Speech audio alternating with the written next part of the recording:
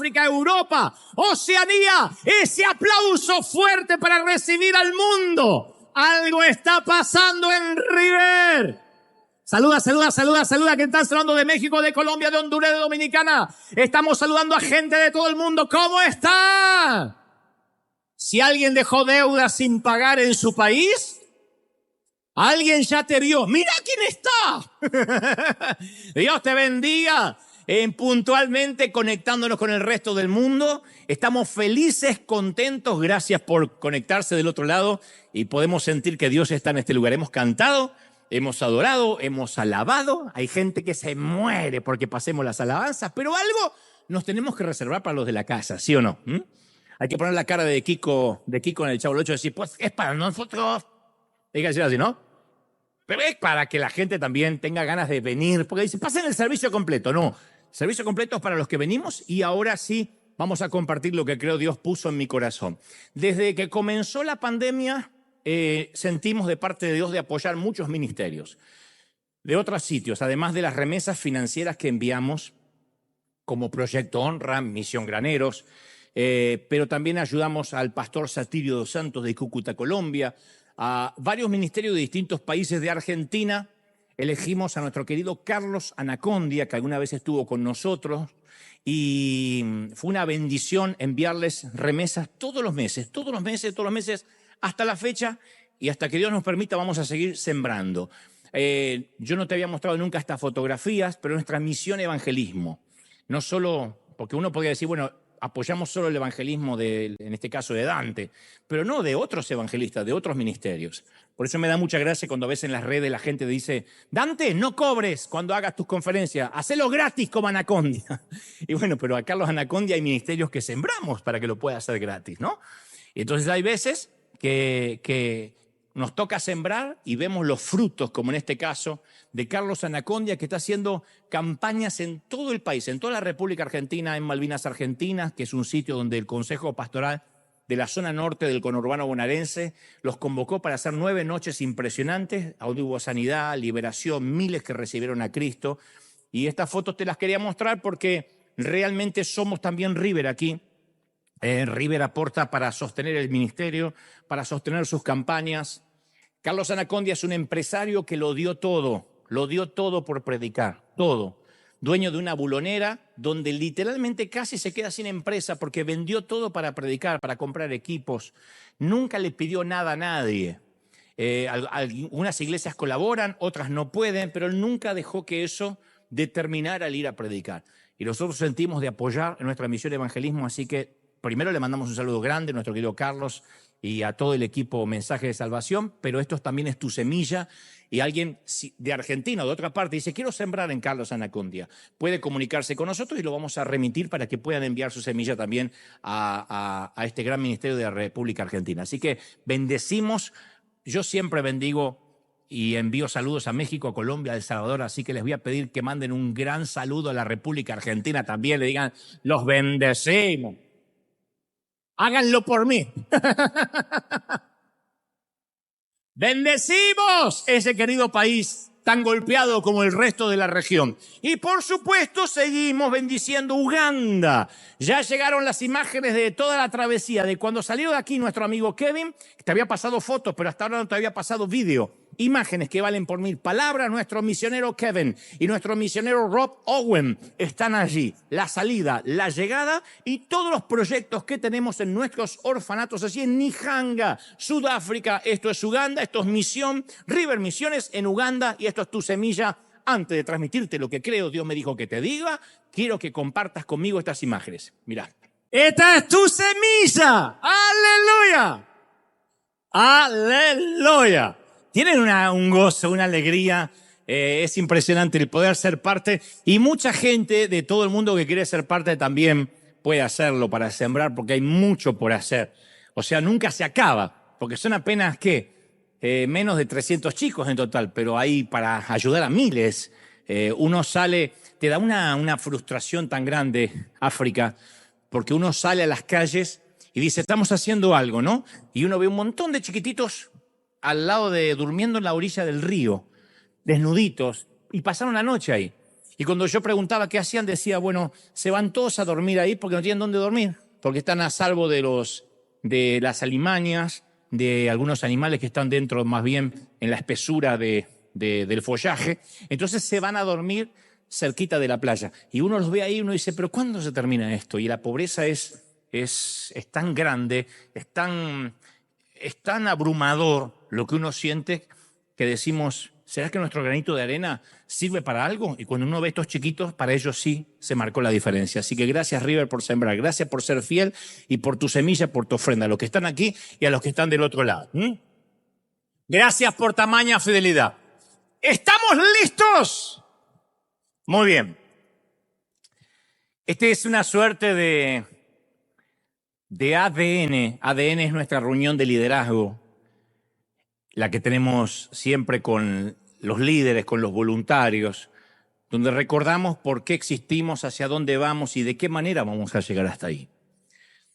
Lo hacemos eventualmente, quizás cada 3 veces al año, para recordar de qué se trata la visión, porque nuestra vida a veces parece llena de agujeros que se va perdiendo el propósito, y recordar el propósito es muy sano, muy bueno. De tanto en tanto, el Señor me guía a tener estas suertes de ADN con toda la congregación, como el mensaje que te voy a transmitir ahora de parte del Señor, que no solo nos va a servir a nosotros como iglesia local, sino al resto del mundo que nos está viendo ahora a través del streaming. Hace unos 48 años atrás, 48, casi medio siglo, mi madre agonizaba invadida por una metástasis de un cáncer fulminante. Y como se estilaba hace casi, insisto, medio siglo atrás, todo el vecindario del barrio solía solidarizarse con esa tragedia, con cualquier tragedia que le ocurriera a un vecino en común.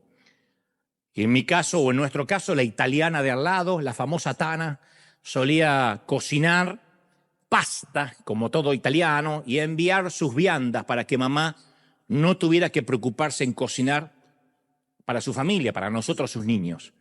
Los rusos de enfrente, porque así se conocía el vecindario, por su nacionalidad, aunque eran descendientes, pero era el ruso de enfrente. Bueno, los rusos de enfrente traían de sus árboles del fondo abundantes duraznos, naranjas e higos que habían cosechado. Le decían a mi papá, tome algo fresco, un poco para paliar la tragedia que mamá se nos estaba yendo.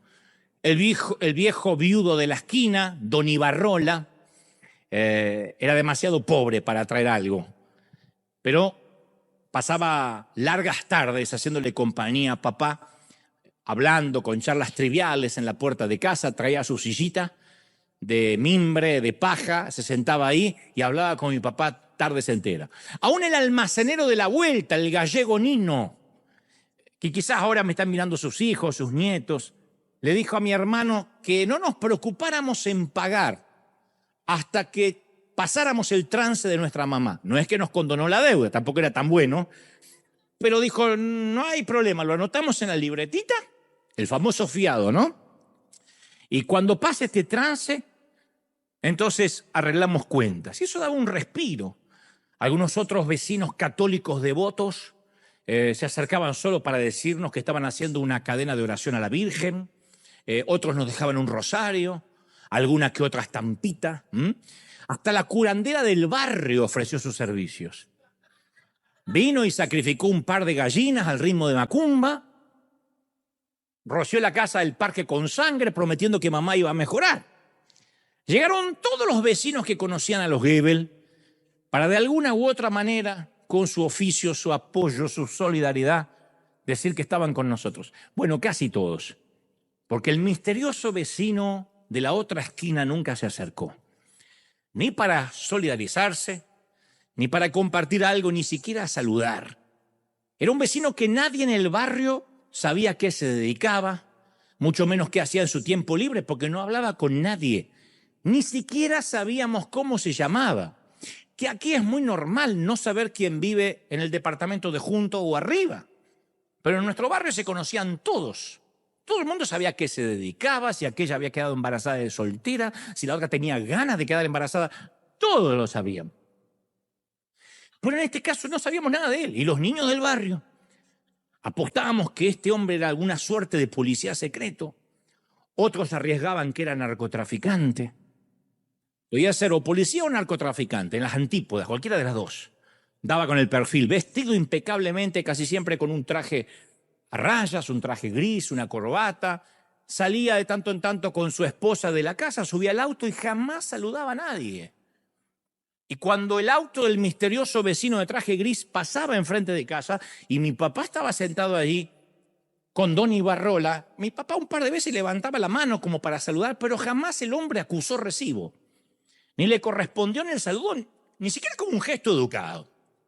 De manera que todos pensábamos que sí, tal vez sea un asesino prófugo que se cambió de la identidad para vivir en el anonimato en el barrio de Billinghurst, San Martín. Bueno, eso comentaban algunas viejas chusmas del barrio, más bien profetas. Y la leyenda urbana decía que si alguien descubría su identidad, el misterioso vecino estaría obligado a matarte. Finalmente, el 1 de mayo de 1975, mi familia entera conoció al Señor Jesucristo, aceptamos al Señor como nuestro Salvador y mi madre fue sanada milagrosamente del cáncer. Dios le regaló 40 años más de vida a partir de ese entonces. La sanó, la restauró, impresionante. Dios me la regaló 40 años. Y mi padre, como una manera de agradecimiento, insisto, allá por 1975, cedió nuestro garage donde él guardaba su automóvil para que se hicieran servicios de evangelismo. La idea era que todo el barrio que había tratado de acompañar a mi madre en el trance hacia la muerte, ahora supieran que Jesús la había salvado. O sea, era tierra fértil para predicar. Todo el mundo sabía que se iba a morir y ahora estaba sana y había que contarlo. Y en aquellos servicios improvisados en el garage de casa, que yo he contado más de una vez, que había un cartelito arriba que decía Cristo salva, sana y liberta todos los días menos los lunes. Y aunque suene espantoso, es que había servicio todos los días menos los lunes, ¿no? Llegó casi todo el vecindario. Y para sorpresa de todos, por primera vez en décadas, el misterioso narco de la esquina detuvo su lujoso auto en la puerta de casa. Y por un instante mi papá supuso que vino a asesinarlo. Descendió del auto con un impecable traje gris a rayas, sin mover un solo músculo, hipertérrito, circunspecto, mesurado, imperturbable, sin sonreír. Le dijo a mi padre: veo que han puesto una iglesia, me alegro que por fin hayan conocido a Cristo, estaba orando por eso. Mi padre quedó mudo, no atinó a decir palabra. El narco era evangélico. Y el misterioso hombre extendió la mano, le dijo: soy pastor evangélico, que Dios lo bendiga. Fue la primera y última vez que hablamos con él. De allí en más el barrio lo bautizó, en nuestro caso, como el evangélico de la esquina, y los que lo tenían más cerca como el evangélico de al lado. Los que lo tenían más cerquita. Y desde aquel día me prometí a mí mismo que nunca me convertiría en el patético evangélico de al lado. Ese que no saluda, que no se involucra, que no ama, que no empatiza, que así como conocemos al colombiano de allá, al mexicano de la vuelta, al ruso de enfrente, es la evangélica de la vuelta por cómo se viste y por cómo no saluda. En la serie de Los Simpson, que tanto me han criticado esta semana en las redes, el evangélico de al lado en Springfield es Ned Flanders, el vecino de Homero que siempre está esperando el juicio final. Que en América Latina algunos suponen que como él va a una iglesia donde hay un reverendo, un tal reverendo Alegría, traducido al español, creen que es católico. Pero en realidad en la popular serie de Fox se trata de una iglesia evangélica presbiteriana. Ahí va Ned Flanders. Y Ned, siempre que sale a predicar, sale con un cartel que dice arderás en el infierno. Lo cual no le gusta nada a Homero. Que esa es la base de la predicación escatológica. La motivación de salvar a la gente para que no arda en el infierno, que escrituralmente está correcto, es así, yo no voy a negar el infierno. Pero cuando uno predica así, acepta a Cristo, de otro modo vas a arder en el infierno, no necesitamos involucrarnos para eso, no necesitamos amar a nadie. El que se quiera salvar, se salva, el que no se quiera, no se salva, es su rollo. No tengo vela en este entierro. Y esta versión de la evangelización está completamente enfocada en un miedo al infierno en ofrecer a Jesús como boleto de escape o en el peor de los casos como un seguro de vida.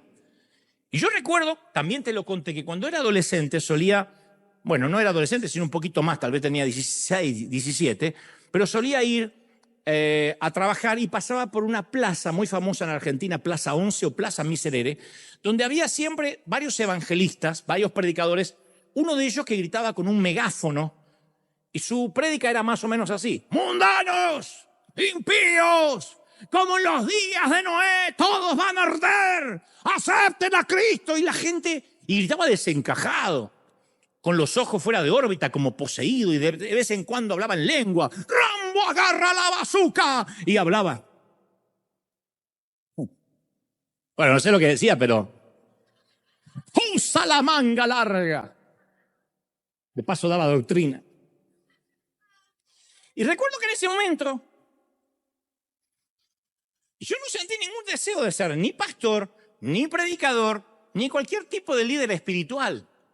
Porque la gente lo miraba como salido de una clínica psiquiatra, mientras que aquel hombre vomitaba su veneno religioso.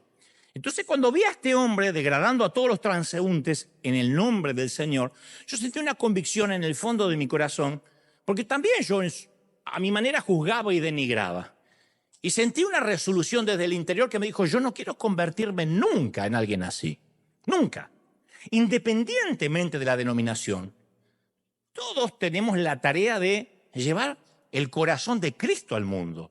Y para poder predicar a Cristo hay que conocer su corazón. Si no, somos estos locos desencajados que amenazan con el infierno, y Jesús nunca predicó así, nunca. Y nosotros hemos construido una subcultura cristiana. Hemos sido los vecinos evangélicos de alguien. Siempre. Tenemos nuestra propia música, nuestra manera de hablar, nuestra moda, nuestras películas, nuestros conciertos. Y no hay nada malo intrínsecamente en eso. Pero a veces nos olvidamos quiénes somos. Nos olvidamos qué hacemos, para qué venimos a la iglesia o para qué venimos al templo. Una de las cosas más desconcertantes es que la mayoría de la gente no sabe qué es iglesia. No sabe por qué existe la iglesia, incluyendo los cristianos. Si uno le pregunta a una persona promedio, ¿para qué viene a la iglesia? ¿O qué le viene a la mente cuando se piensa en iglesia? Vamos a recibir toda clase de respuestas. Bueno, la iglesia es un edificio, es River Arena en este caso. Bueno, es la reunión del domingo, donde me congrego, un lugar donde se reúnen los evangélicos, dicen los que no vienen. Yo siempre suelo contar acerca de la iglesia en la que fui formado en mi niñez y durante mi adolescencia, que insisto, hacían lo que podían, lo que creían que estaba bien, pero nosotros éramos un pequeño grupo minoritario en un mundo lleno de peligros. Siempre nos sentimos así. Cualquier pequeño traspié podía alejarnos de la salvación y también caer en las llamas del infierno. Entonces era como que la iglesia eran las paredes de una fortaleza, nos ofrecía una protección del mundo, de lo mundanal, de lo que había afuera. Y recuerdo que teníamos un sentimiento de satisfacción de pertenecer a esa minoría perseguida. Nos gustaba. Qué bueno que el mundo no nos entiende. Qué bueno que el vecino de al lado nos maldice. Qué bueno que me despidieron de mi empleo por ser evangélico. Era como que teníamos que ganarnos el odio de los inconversos, basándonos en que quien es amigo de Dios, amigo del mundo, perdón, se constituye enemigo de Dios. Pero eso es una frase totalmente fuera de contexto, porque el Señor nunca dijo que deberíamos hacernos odiar adrede. Pero para nosotros era muy gratificante no pertenecer al mundo. Entonces la iglesia representaba un bote salvavidas que iba en un embravecido mar llamado mundo, turbulento. No nos permitían, yo te conté, mirar televisión, era pecado jugar fútbol o ver fútbol, ir al cine, jugar al pool, leer el periódico. No podíamos leer el diario porque en el periódico venía el horóscopo. Entonces alguien podía tentarse de leer el horóscopo, a ver qué le salía en Sagitario. Y la iglesia había erigido una gruesa pared de reglas externas para protegernos del mundo pecaminoso de afuera. Éramos una aldea en medio de la ciudad. Pero como digo siempre, una religión fomentada en lo externo, en la hipocresía, se desecha, se repele, tarde o temprano terminamos yéndonos, porque era un ambiente controlado, era una subcultura, un vivero. Y una y otra vez nos preguntábamos, ¿para qué pertenecemos a una iglesia? Que es la gran pregunta que se han hecho muchos durante la pandemia en el 2020. Al principio algunos sufrieron al no poder congregarse. Cuando ya promediaba junio, julio del 2020, muchos decían, ¿y para qué yo iba a la iglesia? ¿Qué sentido tiene tener que vestirme un domingo? Especialmente cuando algunos empezaron a probar el domingo comer sus carnitas, su asado, reunirse con el compadre, tomar de más y irse a dormir la siesta hasta el otro día. Entonces algunos probaron una cierta libertad o una excusa para decir, ¿para qué me voy a congregar si se vuelven a abrir los edificios? Ahora, yo sé que muchos tienen historias semejantes a la mía o se consideran traicionados por alguna experiencia mala con una congregación en el pasado. Yo he notado mucha gente dolida contra la religión organizada, mucha gente. Los artistas que vienen acá, invitados a nuestro programa de televisión, que acceden o que quieren venir al servicio, vienen con muchos prejuicios. Dicen, a ver, ¿cuándo va a empezar a hablar de dinero? A ver, ¿dónde están los hilos de esta marioneta? ¿Dónde está el secreto que hay oculto? Porque hay muchos prejuicios por malos referentes, lamentablemente. Pero seguir a Jesús es una cosa y seguir a otros evangélicos dentro de un templo los domingos es completamente diferente. Lo trágico es que aquello que le viene a la mente a una persona promedio de la iglesia, cuando uno dice ¿qué es la iglesia?, está muy lejos de ser lo que sucedió realmente en la época en que nació la iglesia. Yo conté una vez, y voy a repetir esto, por eso dije hace unos momentos que era una suerte de ADN o de infusión de la visión. Yo conté una vez que en sus principios la iglesia era un movimiento. No había templos. De hecho, hasta cuando Pablo le escribe a la iglesia de Corinto, a la iglesia de donde sea que le escribiera, de Roma, no le está hablando a un templo, iglesia asamblea de Roma o de Corinto. Inclusive el mensaje a las iglesias no es mensaje a denominaciones ni a templos. El mensaje a Sardis, a la Odisea, no está hablando de templos. Era un movimiento centrado en un mensaje, en una misión mundial. La dirigían hombres y mujeres que no eran alimentados por lo que creían, sino por lo que habían visto. Ese simple hecho ponía a la iglesia en una categoría completamente diferente a cualquier otro movimiento religioso que se haya producido en la historia del mundo.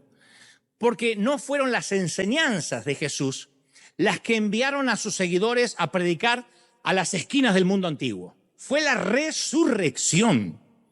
Al ver a Jesús resucitado y al ver la tumba vacía, salieron como testigos oculares a contarle a todo el mundo lo que habían visto. Entonces los hombres y mujeres que conformaron el núcleo de la iglesia primitiva no eran un grupo seguidores de una doctrina o me dijeron que eran testigos de un acontecimiento. ¿Me siguen, sí o no? Testigos de una tumba abierta. Y nosotros con los años, ustedes dirán, pero yo no vi la tumba abierta. Claro, por eso le fuimos quitando poder al movimiento. Le fuimos quitando la movilidad al movimiento. El problema de la iglesia es que una vez legalizada, fue organizada, insoportablemente organizada. Y lo que empezó como testigos oculares de lo milagroso, se volvió institucional. Y al cabo del tiempo la iglesia tiene menos movimiento y más establecimiento. Le preguntas a cualquiera, ¿qué es una iglesia? Ah, las que están en la esquina. Donde vienen los evangélicos que te estacionan en cualquier lado y en la puerta del garage. Hoy dice la palabra iglesia y muy pocas personas piensan en un movimiento solidario, por ejemplo. Muy pocos. Y el término griego, traducido como iglesia y la cual se deriva la palabra en español, es eclesia o eclesia, que algunos creen que significa iglesia. No, eclesia no significa iglesia. De hecho, no es un término religioso. Eclesia no es un término religioso. Se refiere a ciudadanos convocados a una reunión con un propósito cívico. Se usaba para referirse a los soldados convocados para un propósito militar. El César decía, hagamos una eclesia con mis legiones. Una eclesia era reunirse para ver cómo iban a atacar. para tener una estrategia. Eso era una eclesia. Uy, los soldados están teniendo una eclesia, una reunión, una asamblea. Una asamblea de gente convocada para un propósito. No había edificio. Entonces, la palabra eclesia nunca fue un lugar, nunca. Fue un movimiento. Y los oyentes de Jesús estaban muy familiarizados con esta palabra. Porque él dijo, yo voy a fundar mi eclesia, mi movimiento, sobre mí, sobre yo mismo. Y tanto en la literatura universal como en la sagrada, la palabra eclesia es una reunión de gente unida por un propósito común, por algo que le es común a todos. Si la palabra griega significa reunión, eclesia significa reunión, ¿por qué nadie la tradujo como reunión en la Biblia? ¿De dónde salió que la palabra eclesia, pasado al español, es iglesia? La iglesia somos nosotros. Eclesia es la reunión de nosotros. Eso explica por qué el movimiento despertado por la resurrección de Jesús se institucionalizó. Eso explica por qué la mayoría piensa que la iglesia es un edificio, un templo, una arena, un lugar. Al cabo de un tiempo, la iglesia dejó de ser un movimiento. Ya no era un grupo de gente en expansión que compartía una identidad, una razón. Se había convertido en algo que llamamos un edificio con vida de iglesia adentro, con actividades internas para que la gente de adentro se entretenga o crezca o se fortalezca. Por eso hasta el día de hoy la gente me pregunta a mí, ¿cómo grabás el programa de televisión en la iglesia? Porque dan por sentado que la iglesia es la arena. O dicen, ¿por qué subís al altar de la iglesia gente mundana?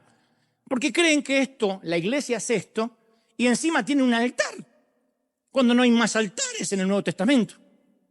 Los romanos le daban a esos lugares el nombre de basílica. De allí fue tomado por Italia, por Roma, para nombrar basílicas a las grandes catedrales.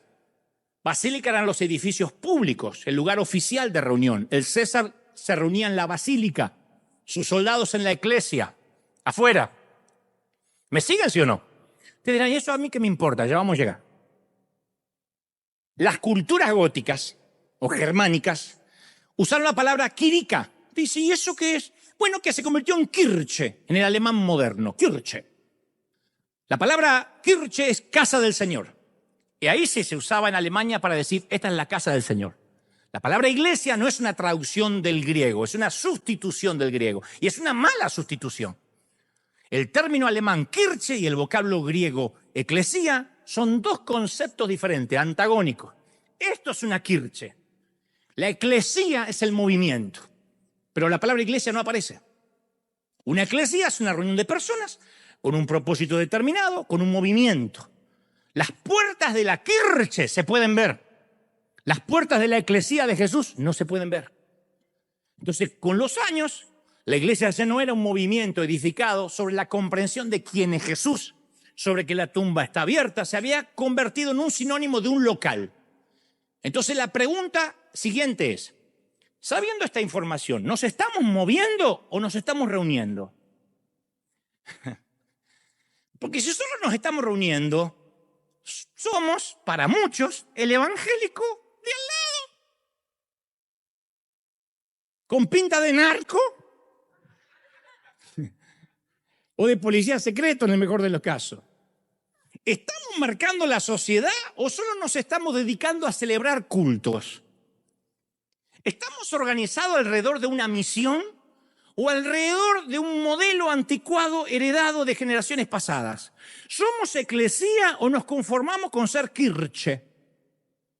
Somos eclesía que donde vamos bajo un árbol está la presencia del Señor y vamos a Chiapas y vamos a Tijuana y vamos a Buenos Aires y a cualquier lado y la gloria de Dios nos acompaña porque ahí está River, ahí está la iglesia. ¿O nos reunimos como Kirche? Yo crecí asistiendo a iglesias que estaban pensadas para gente de iglesia. Todo se hacía para conformar al que está dentro. Hay que conformar al evangélico porque se te va. Dábamos por sentado que las iglesias eran para gente de iglesia. No importa que venga un inconverso, que se la aguante. Que aguante nuestro idioma inentendible, Si no entiende por qué la vieja de aquella se endemonió, que después le expliquen. Por qué la otra grita, que también después le expliquen. Y si no lo entiende, que no venga más. Aleluya, que se ofenden los inconversos. Había que cuidar que no se ofende el que diezma. Que no cierre la mano. Entonces el mensaje que dábamos al exterior era: una vez que empieces a comportarte como nosotros, serás bienvenido y te puedes unir a nuestro grupo. Porque la iglesia era para gente de iglesia, para gente que ya venía a la iglesia. Entonces era un grupo de doctrinas hecho a la medida de un club elitista. Tienes que pertenecer a este club y vestirte así, hablar así. Y esto hace que la iglesia se empiece a llenar de bacterias, carente de gracia, sin vida. Un día nos miramos y somos un ataúd de lujo con butacas cómodas. Me miran diciendo, qué duro. Jesús dijo sepulcros blanqueados. Jesús dijo cementerios pintados por fuera. Entonces, ¿cuál es la responsabilidad hoy, post pandemia? De guiar a la iglesia en la misma dirección que Jesús quiso originalmente, no como lo hacía la asamblea, la cuadrangular, los bautistas, sino como Jesús la quiso. Yo tengo que asegurarme, en mi torpe intento, que la iglesia funcione como una reunión de gente que se halla en medio de un proceso. Venimos acá en medio del cambio. Estamos cambiando todo, por eso digo, somos todos gente rota. No, si está buscando una iglesia santa, esta no es la iglesia. Acá no hay santos, no es un museo de santos. Es doloroso que haya tantas congregaciones que se casaron con una cultura diseñada para cristianos. Una subcultura que habla de la Gran Comisión, canta sobre la Gran Comisión, pero que se niega a organizar el ministerio en derredor de la Gran Comisión. Siempre le digo a nuestros muchachos, todo lo que hagan ahora, que sea para afuera. Salgamos afuera. Vayamos a dar de comer, hagamos cosas en las esquinas, en las calles. Salgamos afuera, no traigamos gente para adentro. Los que estamos adentro tenemos que estar aquí sabiendo que estamos en proceso, pero para salir. ¿Estoy siendo claro, sí o no? Porque me miran con la carita como diciendo todavía no me cae la moneda. ¿Me siguen? Yo recuerdo que durante todos estos años que me ha tocado estar al timón de esta querida nave insignia, a mí mismo muchas veces tuve crisis. Yo decía, Dante, la iglesia necesita más lectura de la Biblia, me decía a mí mismo. Tenemos que leer más la Biblia, ordenarle que todos traigan la Biblia, porque vieron que algunos dicen que esto es santidad, tenerla acá abajo el sobaco. Tenerla como desodorante, no importa que no la vivas, que no la apliques, que tengas doble vida, pero la tienes acá, aleluya. Cuanto más grande, más poderosa la unción. Yo dije que a lo mejor eso. A ver, abran la Biblia en el capítulo 4 del versículo tanto de la página 700 de la Reina Valera, que algunos creen ni saben lo que es Reina Valera, creen que la marca de ropa interior femenina, no tienen la menor idea. Reina Valera, Victoria's Secret, dijo la otra, no tiene la menor idea. Después dije, no, la vida en grupo. Tengo que conseguir que la gente se reúna en los hogares, en células pequeñas, eso va a servir, porque eso funciona mucho en Colombia y a lo mejor funciona acá. Acá al hispano promedio que trabaja hasta las 8 de la noche, que a las 8:15 viene así en el freeway queriéndose dormir, y la mujer le dice, vení que empezó la célula, el tipo se suicida.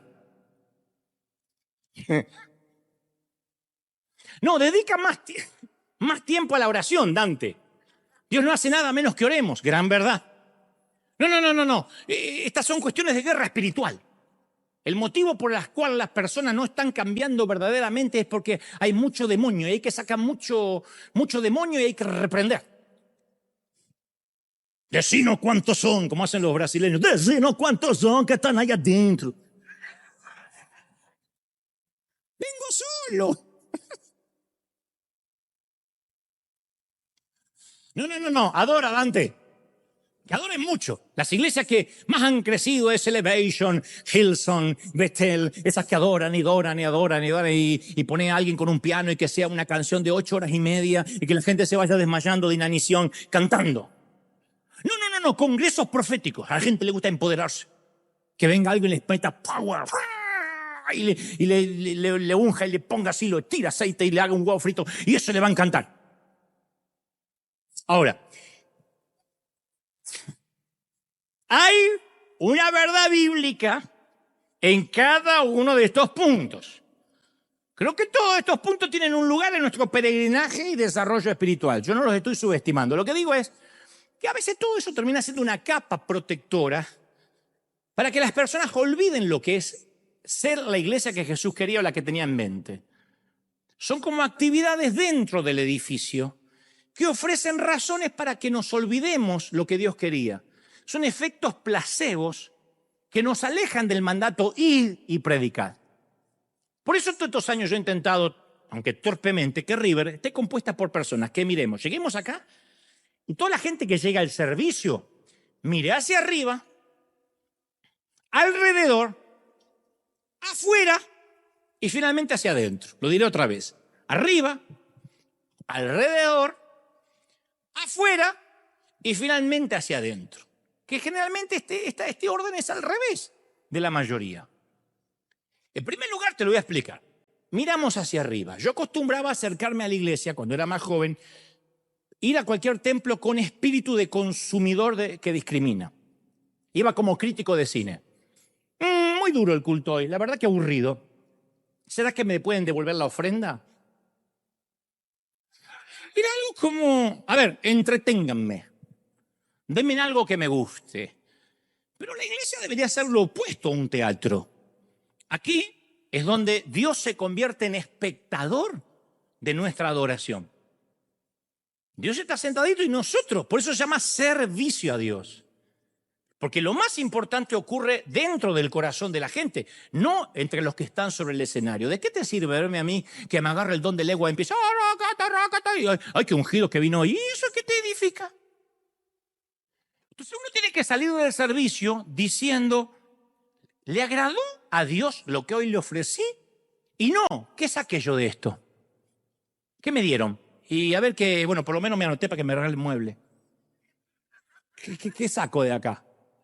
Tiene que cambiar el espíritu del consumidor cuando uno mira hacia arriba. Deberíamos salir hablando del del Dios de Elías. Uy, conocí al Dios de Elías, no del Elías de Dios. A mí no me importa que vengan algunos, vamos, que me parece que está linda la música, que Dante cuenta chiste. El problema que me frustraría a mí es que después se vayan hablando de Dante. Mi tarea es que vengan queriendo conocer al Dante de Dios y se vayan conociendo al Dios de Dante, al Dios de River, al Dios que nos cambia, que nos transforma. ¿Sí o no? Que haya un cambio. Entonces la iglesia no existe para brindarnos entretenimiento, ni siquiera para alentar los deprimidos. No existe la iglesia para sanar la estima, para hacer amistades. Existe la iglesia para adorar a Dios. A priori, si la iglesia no es eso, hemos fracasado. Adorar es recordar quién es el dueño de casa. Por eso es una falacia decir, tuvimos una visitación del Espíritu. Porque eso habla de que es nuestra casa y de tanto en tanto, como una tía, el Espíritu Santo nos viene a visitar. No, Él no nos visita, Él habita, esta es su casa. Nosotros estamos de visita. Él habita, ¿sí o no? En nuestros corazones. Entonces en la iglesia yo puedo mirar hacia el stage como un espectador o puedo mirar hacia arriba, hacia Dios. Si miro como un espectador no me va a gustar lo que vea. Para mí Drew se tendría que vestir diferente, Jaspe tendría que gritar menos, Vera tendría que cambiar el peinado, me gustaba el otro muchacho antes que Flavio, el otro está muy gordo, esa barba negra de Gastón no es normal, es teñida. Entonces,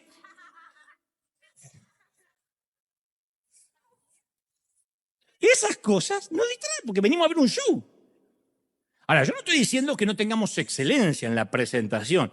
Digo, el mismo Dios que se tomó el trabajo de especificar los detalles concernientes a los sacrificios de los animales de los israelitas, le dijo en un momento, yo no necesito un buey de tus establos o las cabras de tu corral, porque todo animal del bosque es mío y el ganado de mis colinas. A ver si nos entendemos. Cuando ellos se centraron en los aspectos exteriores de la adoración, erraron el blanco. Dios estaba interesado en un sacrificio del corazón.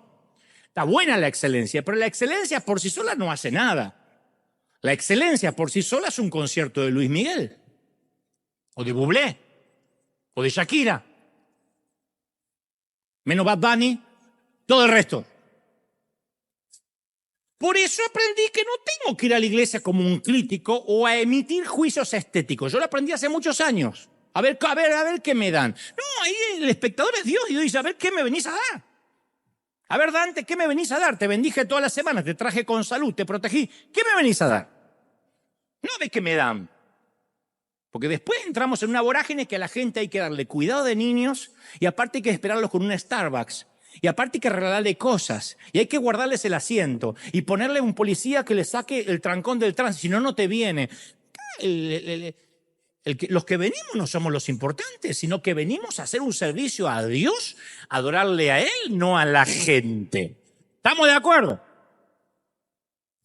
Miramos arriba. En segundo lugar, miramos alrededor. Yo cuando era jovencito buscaba o cometía el error de buscar iglesias compuestas con gente parecidas a mí. Otro gran error. Estoy buscando una iglesia con gente que piense como yo, que se vista como yo, que luzca como yo. Yo procuraba encontrar una iglesia que tuviera mi nivel de educación, el mismo trasfondo bíblico, la misma preferencia musical, litúrgica. Y estaba repitiendo el mismo error de la iglesia de mi juventud, que socavaba cualquier intento de diversidad. Mi iglesia no admitía ninguna persona vestida diferente. Los diáconos echaban a una dama si venía con la falda corta, así no se entra a una iglesia, y la mandaban a mudar, así fuera la primera vez que la dama pisaba. Obviamente no volvía con una falda más larga, no volvía más.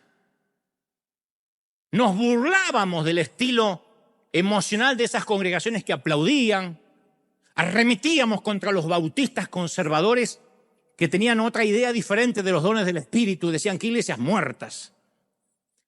Así que tuve que aprender a mirar a mi alrededor, así como tuve que aprender a mirar hacia arriba. Dios siempre quiso que nosotros adoráramos entre personas que decididamente no se parezcan a nosotros.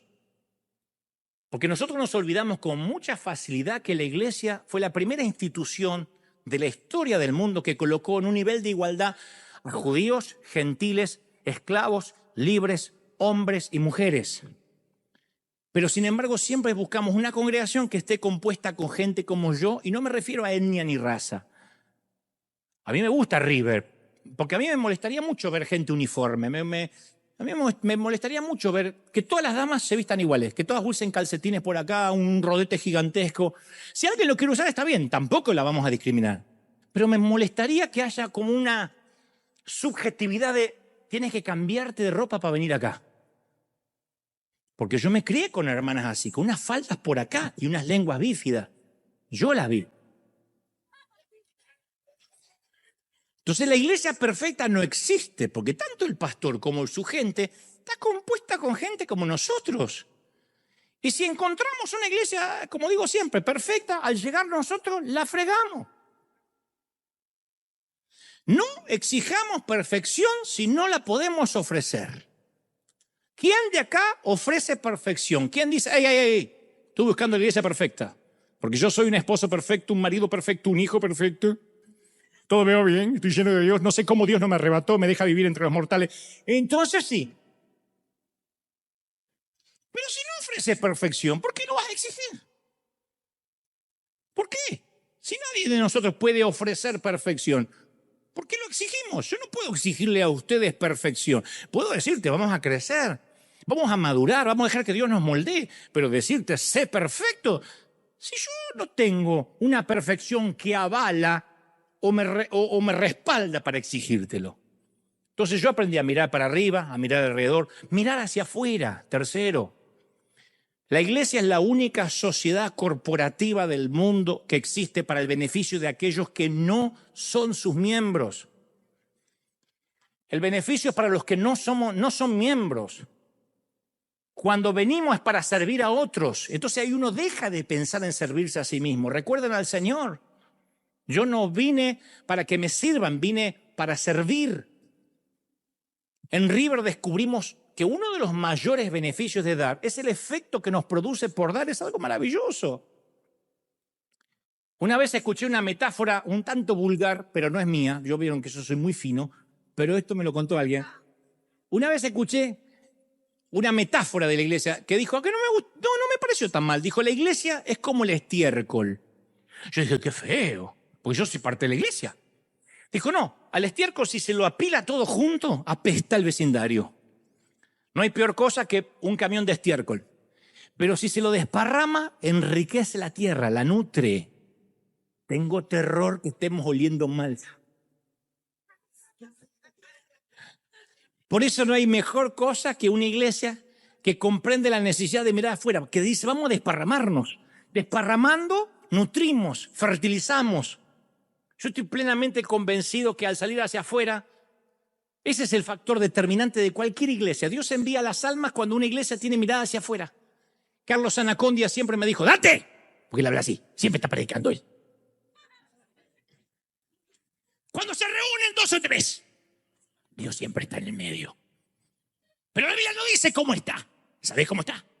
Está dentro de la iglesia, pero por la ventanita, mirándolo de fuera. Entonces, no te jactes en decir, el Señor está acá. Porque el Señor está, pero tiene ganas que salgan afuera. Salir afuera es preocuparse por los que hoy no vinieron. En un primer momento puede dar la impresión que salir afuera, bendecir, gasta energía, recursos.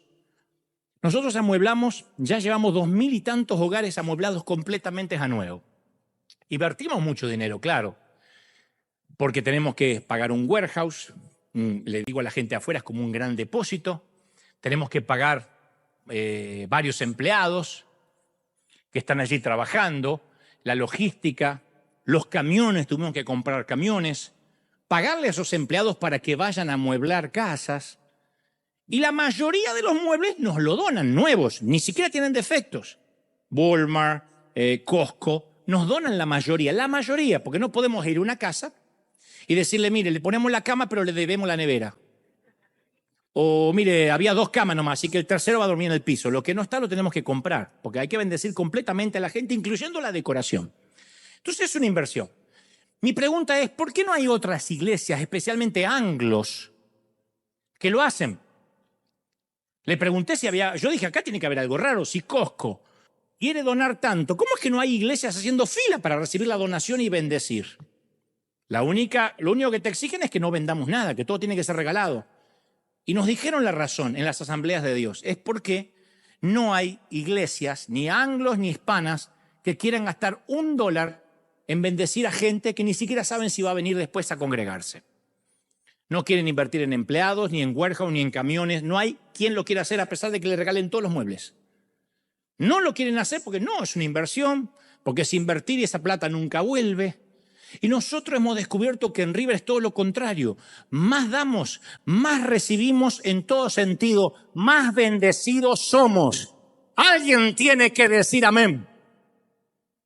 Cuarto, miramos hacia adentro. Finalmente miramos hacia adentro. No hay nada que yo pueda hacer para que Dios me ame más o Dios me ame menos. Lo hemos dicho siempre. Si nuestras iglesias lograran transmitir la gracia a un mundo competitivo que juzga, que clasifica, ajeno a la gracia, entonces nos convertiríamos en lugares de gente que se reuniría de a miles. Porque cuando yo vengo a la iglesia siempre me miro hacia adentro. Yo no estoy mirando a ustedes, yo me miro a mí. El Señor quita las rivalidades, las críticas, los celos, las envidias. La iglesia debe vivir en un estado de gracia. Yo te conté que mi papá brindó su garage para los servicios, allí en el 75. Y en esos primeros pasos teníamos muy en claro que el mensaje era para todos. Había que traerlos como sea. Pobrecito, traíamos siempre lo he contado, un paralítico llamado Pinto, Don Pinto, que había quedado cuadripléjico, no podía ni hablar. Y la mujer decía, era italiana, decía, llévenselo a mi marido, llévenselo porque le gusta a él. Y él decía, y lo llevamos a un lugar. Pero ¿sabes por qué no le gustaba? Porque no había culto que no lo intentaban hacer caminar. Lo agarraron de esa rueda y decía, hoy, y el pastor encima era de la Asamblea de Dios de Brasil, que le gusta el milagro. Entonces decía, va a caminar, Pinto, va a caminar. Y decía, no. Le sacaron el bastón y decía, ¡pum! Torta contra el piso. Y mi papá era el encargado de llevarlo de vuelta a la mujer y volvía todo amoreteado, con un ojo cerrado. La tana decía, ¿qué te pasó, viejo? Ah, él siempre se queja, dice la mujer. Vénganlo a buscar mañana de vuelta.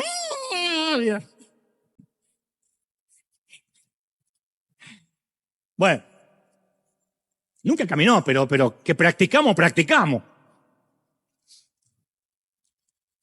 Se dejó morir porque no quería que le hicieran caminar más. Y yo recuerdo en particular a otro, Vicente se llamaba. Un hombre que siempre venía borracho y además no estaba bien de la cabeza. Era una pésima combinación, porque todas las iglesias tuvieron alguna vez a un Vicente. Si Vicente llegaba con un par de copas encima, que eso para él era sobrio, un par de copas, era manejable. Si después, llegaba después de haberse ingerido un vino, esos que vienen en botella, en cartón, el famoso Tetrabric, la iglesia se podía convertir en un lugar más emocionante que de costumbre. Él comenzaba a saltar de atrás desde los bancos hasta llegar al púlpito, podía levantar las manos durante un himno y gritar gestos obscenos y después se sentaba. O en medio del silencio decía, ¡que viva la Virgen! ¡Al cuerno el diablo! Y ahí lo tenías que hacer callar porque no sabía lo que venía. O podía caerse dormido para atrás con el banco y se llevaba a las 3 hermanas que estaban con él, que quedaban con las patitas así. No, era Disney. Y a Vicente se lo habían echado de 2 iglesias. Pero era nuestro borrachito. Tenían la esperanza que un día quizás Dios lo iba a tocar. Y Pinto caminaba. Él podía dejar el alcohol. Y algunos miembros de la congregación comenzaron a ofrecerse para llevarle a comprar algo de ropa. Otros lo invitaban a comer. Muchas veces pasaba Navidad con alguna familia de la congregación.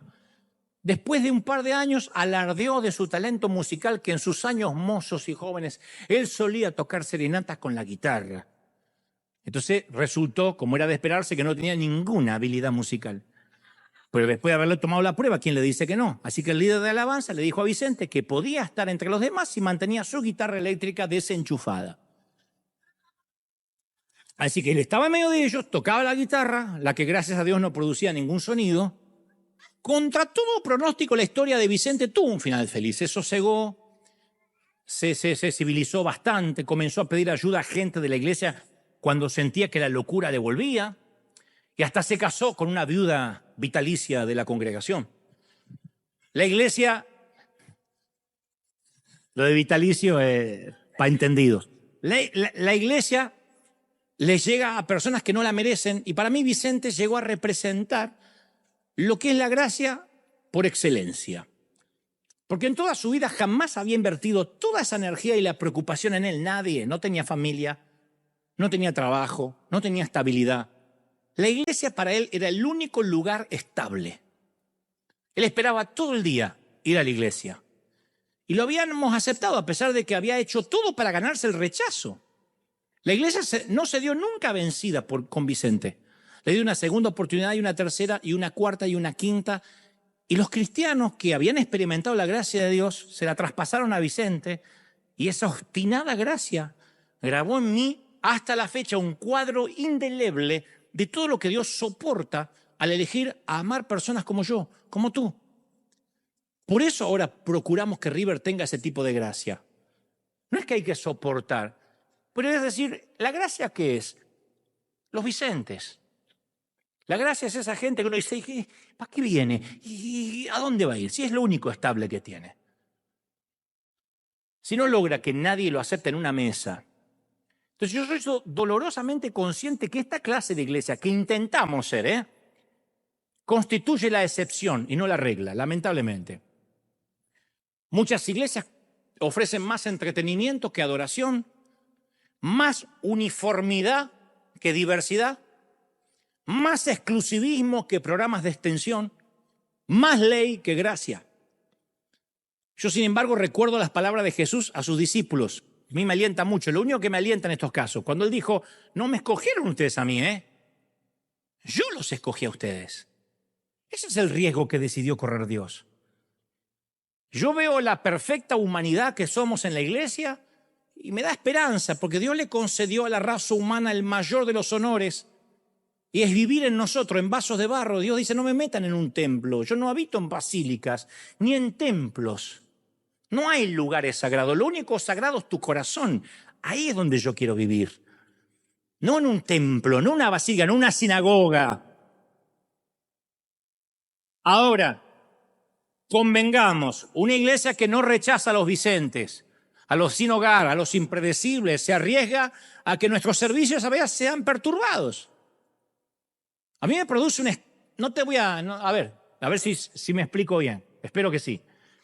A mí me produce una extraña satisfacción cuando viene un artista de estos que invitamos a mi programa de televisión y apenas salen de acá en lágrimas, casi siempre totalmente conmovidos, piden un sitio para fumar.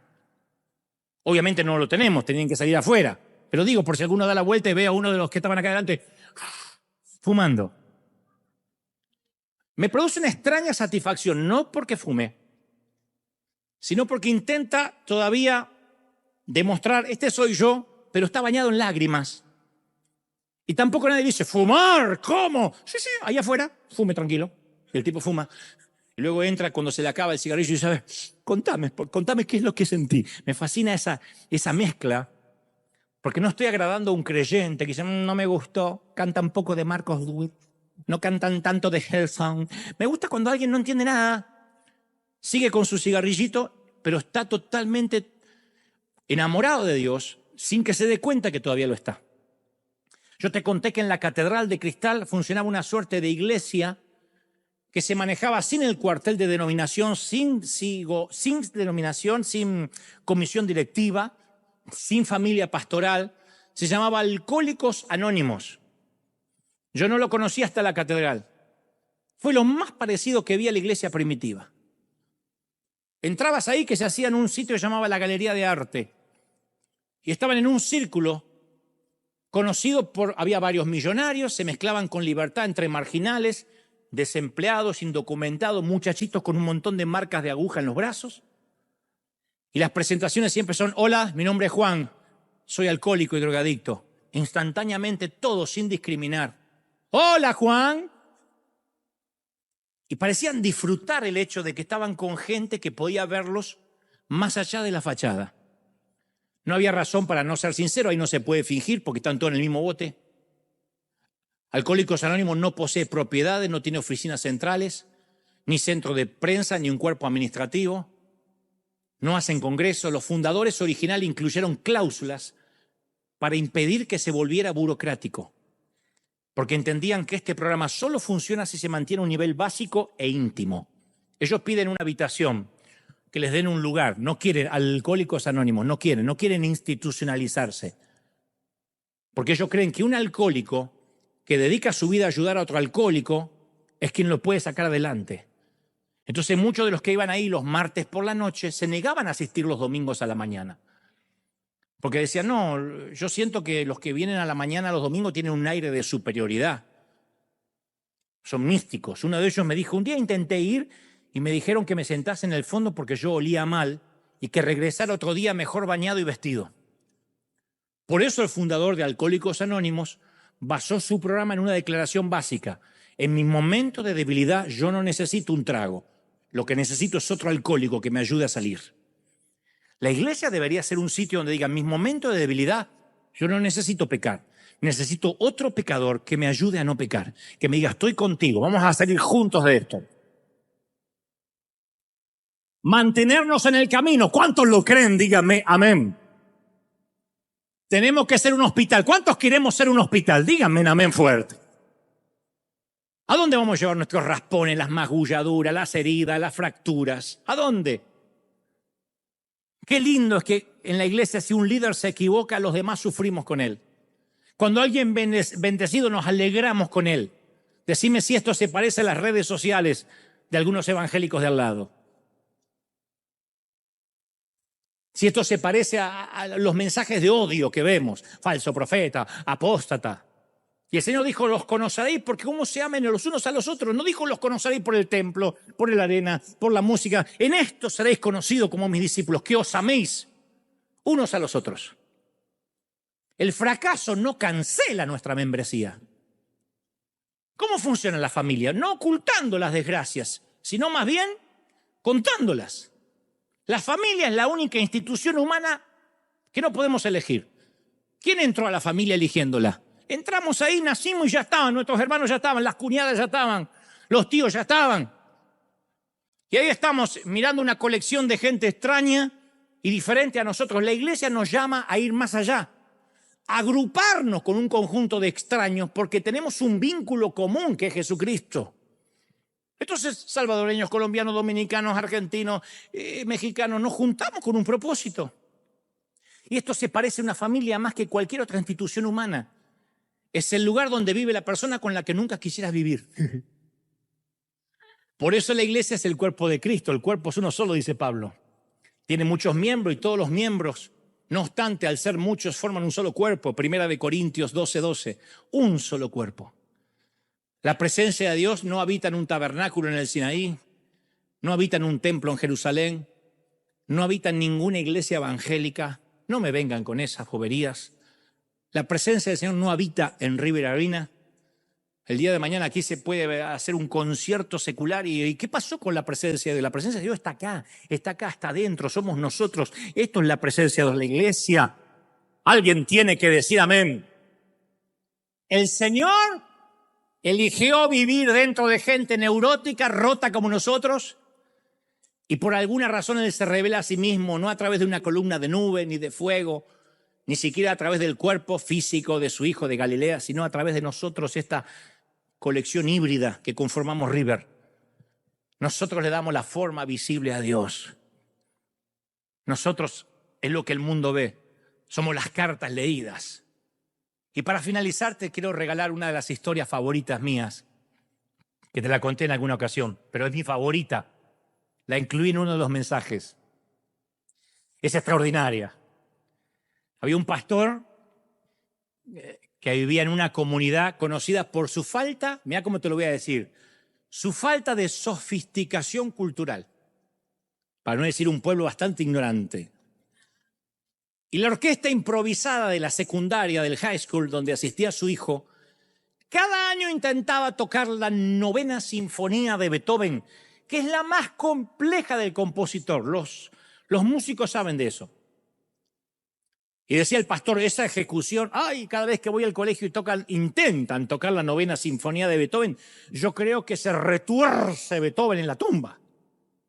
Y un día, harto de escuchar los torpes intentos de los alumnos de la secundaria, incluyendo su hijo, encaró al profesor de música y le dijo, ¿para qué? ¿Para qué coloca sobre los hombros de estos muchachos la carga de interpretar lo que el inmortal Beethoven tenía en su mente? Toquen algo más fácil. Ni siquiera la Orquesta Sinfónica de Londres logra la perfección que escribió Beethoven en las partituras. Y la respuesta del profesor lo dejó atónito. Dijo, no, yo no lo hago por los alumnos, No, ni en sueño los alumnos, y menos su hijo. Ni en sueño van a tocar a la perfección la 5ª Sinfonía de Beethoven. No, la orquesta de la escuela secundaria les da a algunas personas que vienen a ver a sus hijos el único encuentro que van a tener en su vida con la 9ª Sinfonía de Beethoven, que jamás van a tener. Usted sabe, acá hay campesinos, granjeros, gente sin cultura, la mayoría sin escuela primaria, y vienen a escuchar a sus hijos. Y que aunque es muy lejana a la perfección, es la única manera que van a escuchar algo cercano a Beethoven. La gente jamás en su vida entró a escuchar una sinfónica, un teatro, ni va a entrar. Jamás tendrá acceso a la cultura musical. Y yo les doy la oportunidad, aunque torpe, de acercarse lo más posible a lo que Beethoven tuvo en la mente. Y yo me recuerdo esta analogía respecto a River cada domingo. Aunque nunca logremos transmitir lo que el compositor tenía en la mente, no hay otra manera que esos sonidos sean oídos en la tierra. Somos los torpes músicos de secundaria intentando acercarnos a la 5ª Sinfonía. Algunos tocan al frente, otros detrás, y algunos como Vicente con la guitarra desenchufada. Solos somos un desastre. Ninguno de los predicadores que sueles criticar, incluyéndome a mí, hemos sido elegidos por capacidad, por santidad, por talento, doy fe de eso. Pero somos los instrumentos a veces desafinados que Dios utiliza. ¿Pudo haber elegido ángeles? Pudo. Pero juntos, cada uno a su manera, hacemos el intento de acercar algo parecido a la melodía del cielo a la gente. La iglesia y sus predicadores seguiremos siendo los torpes músicos que intentamos interpretar lo que Dios tenía en mente cuando escribió su partitura con sangre. Pero tu iglesia imperfecta, incluyendo a tu pastor aún más imperfecto, es un noble intento del gran profesor para que oigamos su melodía. Es su tesoro en vasos de barro. Es su gran tesoro en vasos de barro.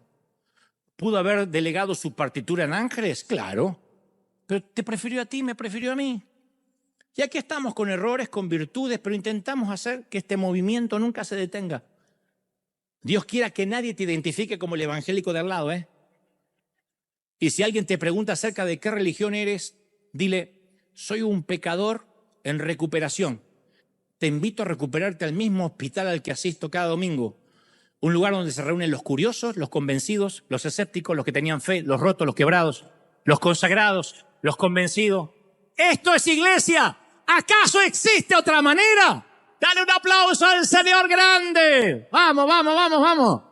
Vamos, vamos, vamos, toquemos la quinta sinfonía.